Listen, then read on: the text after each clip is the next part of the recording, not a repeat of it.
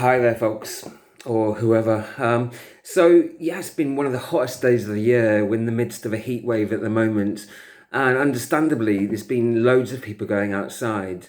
I've been at my local park, several of them, and I've seen lots of people out and about, lots more than a few weeks ago, gradually increasing numbers.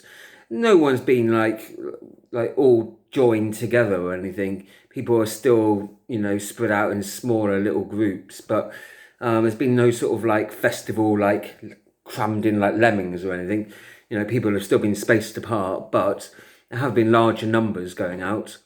And since the measures have been relaxed, since the weather's kept on being really hot, and I've been reading reports this evening from various newspapers basically saying that beaches all across the country, here in the UK at least, have been full. Car parks are reported to be full to capacity, and large numbers of people being reported out in various beaches, different parts of the country, particularly in the southern part of England, much more, I think. And the comment sections of the newspapers had very different opinions. It very much sort of revealed that the public seemed quite divided. There are those that are still very concerned about the potential risks of large numbers of people mingling and socialising with large numbers of other people. But then there's lots of other people who feel that it's right for them to go out and they've made that decision themselves. And I would say that I support them in that. That's my evaluation of the current situation. And the reason for that is that, to begin with, the reason that we were told that lockdown and shutdowns and social distancing, those measures were necessary, we were told, was to prevent the NHS from being overwhelmed with a flood of anticipated infectious patients. That was some months ago now. So during the course of the last few weeks, we found out that hasn't happened, of course. In fact, hospitals here in the UK have been reporting their lowest ever attendances. Just a few weeks ago, the Financial Times were reporting up to 40% of acute beds were empty. A&E admissions were down 50%, unheard of in this country. And the reason is because they cancelled so many appointments, of course, and also because lots of people were wary about going into hospital also due to the fears and risks of infection. And so we have not seen the NHS overwhelmed in the manner that many people anticipated it being. And so that reason to justify having such social distancing is no longer there. We haven't seen the evidence of an overwhelmed NHS. Quite the opposite. The numbers of people going in there. We've seen large numbers of empty beds, the largest number that we've known in modern recent history reported. That's been reported widespread throughout many newspapers. And so this idea that we were ever going to prevent anyone getting large numbers of people getting infected, there was never really any firm proof for that. There was never any plan for that. At some point, inevitably, people will get infections. The alternative to that is that people will be locked up for the rest of their lives and social distance for the rest of their lives. And you don't have to sort of be a social genius to work out that that would affect the quality of life so much so that it really wouldn't be a life worth living. And also, when you couple that with the evidence that the overwhelming majority of people with an infection do get over it, the minority that don't, sadly, they tend to have long-term illnesses already. That's what the evidence has been showing us. And so the idea that we can prevent large numbers of people at some point getting an infection, it's just not going to happen. And it doesn't have to happen either, because the majority of people, when they get an infection, their immune system, their body is quite capable of dealing with that infection and overcoming it. And so, we've all got experience of that. We've all perhaps gotten over various other infections like influenza in the past, and our body and our immune system will be quite apt and able to deal with something like that. And actually, the mortality rates is comparable to other influenzas, so it's fairly low.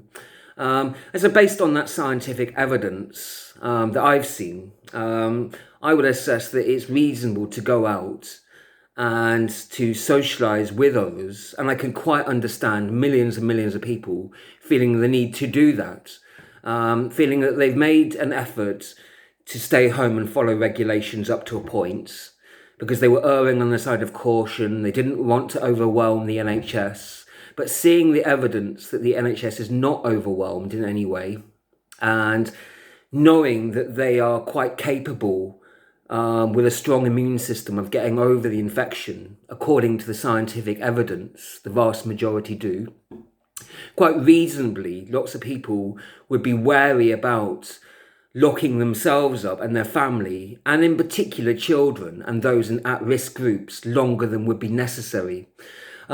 Especially for children, to have them isolated from not just their peer group and other children, to prevent them from playing and studying and working with other children, but also to prevent them from seeing other family members too, their extended family and other mentors that may help provide them with an education and to help with their development, to actually prevent them from having that interaction for many months could seriously harm a young child's educational development. And so there are obvious concerns like that for parents and as well for other at-risk groups as well, for people with long-term mental and physical health needs, people that may require assistance or support from other members of the family. So one has to sort of balance the risks of infections with also the risks of isolation and the risks of having prolonged isolation for at-risk groups and what effect that could have. And quite reasonably, I understand why lots of people want to go out and allow their children a certain amount of freedom to sort of play. That doesn't mean that they, totally sort of going out and meeting, large groups of strangers. It means that they're allowed a limited amount of interaction at least, rather than being cooped up on their own most of the day. And it's also healthy for people to be out in the sunshine, to be getting lots of vitamins. It's really good for your melanin as well, isn't it? So it's good to be outside, getting lots of fresh air. It's really healthy. And so I can totally understand why lots of people have made that discernment and decided to go out, to embrace the heat wave, to get a bit of a tan, to allow themselves and others in their family to have a certain degree of interaction. There's a big difference between total isolation and total integration with other people. Just because you're out and about in a beach or in a park, it doesn't mean you're going up and you're getting up close to lots of strangers anyway. Of course not. There's a complete difference between the festival, where we're all sort of hemmed in close together in a mosh pit, and where people are in a large area, like a park where I was today, which is really large enough to allow and accommodate for large groups of people, because it's such an expansive, large area. You can still have lots of spaces between each other and between the different groups. In Britain, in the UK, we are fortunate enough to have over 7,000 miles of coastline. So, there's at least enough room for people to sort of go there, enjoy the sun, get some fresh air, top up on your vitamins, and, have a bit of room to exercise physically and also mentally, and I think that's really healthy to do that. And I totally understand why people have done that. But at the same time, I appreciate some other people may be quite reserved and maybe quite concerned, perhaps for themselves or others. But I would say to them, if they feel that concern, they're well within their rights to continue isolating themselves, if that's what they feel is right for them and for their families. They've got to do what they feel is right in their hearts, haven't they? And also assess the actual evidence as well. And I would probably say to them that if you look at the evidence, it does overwhelmingly show that the vast majority of people are quite able and competent within their immune systems to get over the infections. So it's, reassuring, the evidence, has reassured many people of that. We didn't know at the start of it, so quite understandably, many people erred on the side of caution, and I can understand that when you don't know the risks of it. However, we've had a few months, the evidence come in since then have shown those that have died of it overwhelmingly already had long-term pre-existing health conditions that were serious enough to have either killed them or at least played a significant contributing factor. So people do need to be cautious still. If you've got a serious long-term health condition, then obviously you need to avoid being around other people that are infectious. I personally do think that the majority of the public are quite sensible, and just because most people, they don't want to go out and harm other strangers, they don't want to be accused of harming other strangers too. So most people, I think, quite reasonably, are not going to go out and invade people's personal space that don't want to invite that. They will obviously err on the side of caution, before getting too close to others in that regard. But also, if they have any infectious symptoms, naturally, they wouldn't go out and socialise with others, and especially they would avoid people that were in at-risk groups that have vulnerable, compromised immune systems and those long-term pre-existing conditions, of course. And I think most people are competent and caring enough, actually, to make that decision themselves. I don't think most people need to be nanny-stated or treated like they're 8-year-olds who are clueless and without any brain or heart. I think most people are concerned enough for their family, for strangers, and for themselves to take the proper precautions. And if they have the symptoms of an infectious illness, I would trust that the majority of people would stay away from others, and especially the most vulnerable. And I think most people do. My experience over many years of visiting care homes taught me that, actually. That most people, if they have an infection, they tend to stay away from others anyway, because they have the symptoms. They don't want to pass it on to others, and they don't want to be accused of passing it on to others either. So it is, it's doing what's necessary. It's trusting other people too, as well, isn't it? Sometimes, and not assuming that large numbers of people are stupid and infantile and not capable of using their brain and don't have a heart and care for other people and care for themselves as well, actually. And I don't make that assumption, not because I'm scared of being confronted by large groups, but I kind of tend to assume that people generally do have a concern for others. I know we all make mistakes sometimes, of course. I know I did a few years back. I went to a factory where I had an infection, actually, and I gave it to someone else.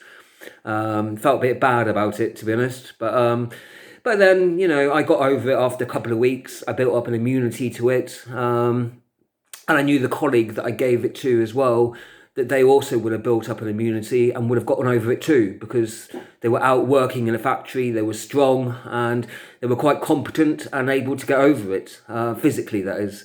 I felt a bit guilty at it, but, it was just a common viral infection in that occasion, something that the vast majority of people are able to get over. So, it's trusting other people to make that decision, isn't it, really? Trusting an adult to behave like an adult. And I tend to feel that when you give people that and allow people that responsibility, they tend to behave in kind of a mature fashion. Not always, but generally, I tend to think that. Tend to like to think the best of people, Obviously, we can all make mistakes sometimes. And in an ever-changing situation where evidence at first wasn't so sure, to begin with, like some months ago, we didn't really know what was going on. We were all quite frightened back then.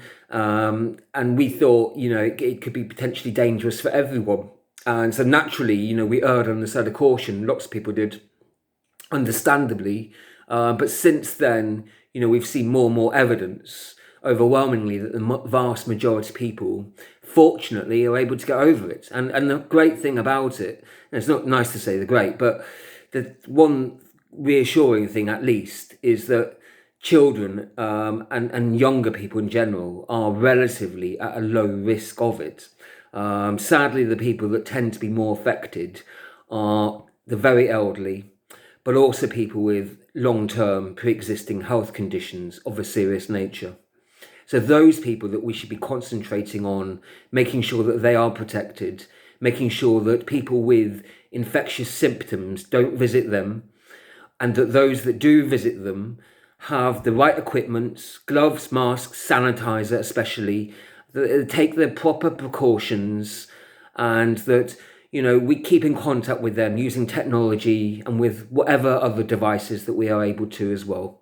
And so, yeah, they're my general reflections at the moment. I was really glad to see so many people out enjoying the weather. You know, I think and to see that people were respecting each other's boundaries as well. Nobody was invading anyone else's space.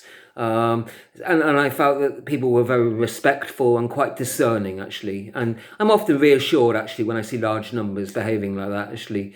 It's kind of reassuring to see how many people are quite sensible. You know, and I understand other people still maybe want to err on the side of caution, and if they feel that's right for them, you know, I understand, you know, people sometimes can look at the evidence and sometimes come to different verdicts, like juries can't they, sometimes? But, you know, each person's got to use their heart and their brain and make their own decision of what they feel is right, I suppose, and that's what any of us can do, isn't it, really?